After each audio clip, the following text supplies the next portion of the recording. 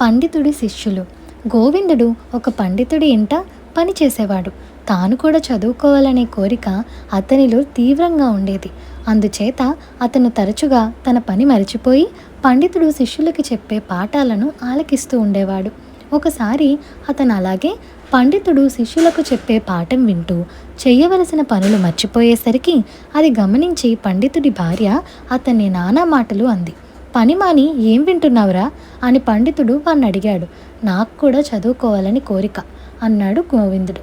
నీ కోరిక మంచిదే, కానీ నీకు అందుకు తగిన అర్హత ఉందా?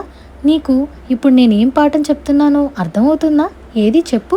అలా చెప్పగలిగితే నిన్ను నా శిష్యుల్లో చేర్చుకుంటాను అన్నాడు పండితుడు. ఆయన అలా అనటానికి కారణం ఉంది. ఈరోజు ఆయన బోధిస్తున్న విషయం చాలా కష్టమైంది. వింటున్న శిష్యుల్లో ఒక్కరికి కూడా అది ఇంకా పూర్తిగా అర్థం కాలేదు. గోవిందుడికి అది కొంచెమైనా అర్థమవుతుందని ఆయన ఊహించలేదు. కానీ గోవిందుడు దాన్ని అర్థం చేసుకుని తాను విన్నది ఒక్క ముక్క పొల్లు పోకుండా చెప్పాడు. పండితుడు అతని గ్రహణ శక్తిని మెచ్చుకొని అతనికి ఆ రోజు నుంచి శిష్యరికాన్ని ఇచ్చేశాడు. త్వరలోనే గోవిందుడు పండితుడి శిష్యులందరినీ మించిపోయాడు. శిష్యులు అతని మీద తమకు గల అసూయను గురువు గారి దగ్గర వెళ్ళబోసుకున్నారు. నేనేం చేసేది?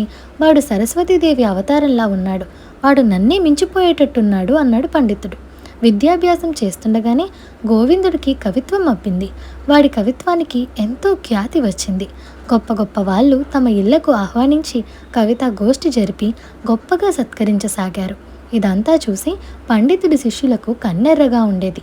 ఇది చాలదన్నట్టు గోవిందుడు ఒక నాట్యశాల వారికి ఒక నాటకం రాసిచ్చాడు. దాన్ని ప్రదర్శించగా చూసిన వాళ్ళందరూ అద్భుతంగా ఉందన్నారు. అప్పటి నుంచి గోవిందుడు సంస్కృత నాటకాలు అనేకం రాశాడు. వాటికి పుష్కలంగా డబ్బు కూడా వచ్చింది. క్రియకు పండితుడి పేరు నిలబెట్టిన శిష్యుడు గోవిందుడు ఒక్కడే అయ్యాడు. మిగిలిన శిష్యుల్లో ఒక్కడూ ప్రయోజకుడు అనిపించుకోలేదు. వారందరూ ఏకమై పని చేసుకొని రెక్కల కష్టం మీద బతకవలసిన వాడు మన గురువుగారి చలవ వల్ల మహాకవై కూర్చున్నాడు, మనకేమో కవిత్వం అబ్బలేదు. అది చూసి గోవిందుడు మరీ మిడిసిపడుతూ ఉండాలి. వాడి గర్వాన్ని అణచాలంటే మనం ఇతర ప్రాంతాల నుంచి గొప్ప కవులను ఇక్కడికి ఆహ్వానించి ఘనంగా సత్కరించాలి అని అనుకున్నారు. ఈ పథకం కింద కొందరు శిష్యులు ఆంధ్రదేశానికి వెళ్ళారు. ఆ రోజులలో ఆంధ్రదేశంలో నాటకాలకు బహుళ ప్రచారం ఉండేది. అక్కడి ప్రజలు ఆదరించిన నాటకాలలో కొన్ని చాలా కీర్తి తెచ్చుకున్నాయి. అలా నాటక రచనలో కీర్తి గడించుకున్న ఆంధ్ర నాటకకర్తలలో శ్రేష్ఠుడు భద్రకవి. పండితుడి శిష్యులు భద్రకవిని కలుసుకొని, మీ దేశంలో మీ నాటకాలంటే అందరూ ఎంతగానో అభిమానిస్తారని విన్నాం. కొన్నిటిని ప్రదర్శించగా మేము చూసాం. తమరు వాటిని సంస్కృతంలో అనువదించి ఇచ్చినట్టయితే మేము మా దేశంలో ప్రదర్శింపచేస్తాం. మీకు అక్కడ కూడా అఖండ ఖ్యాతి లభిస్తుంది అన్నారు.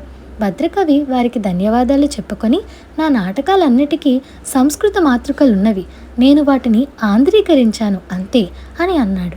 సంస్కృతంలో వాటిని రచించిన మహాకవి ఎవరు అని పండితుడి శిష్యులు అడిగారు.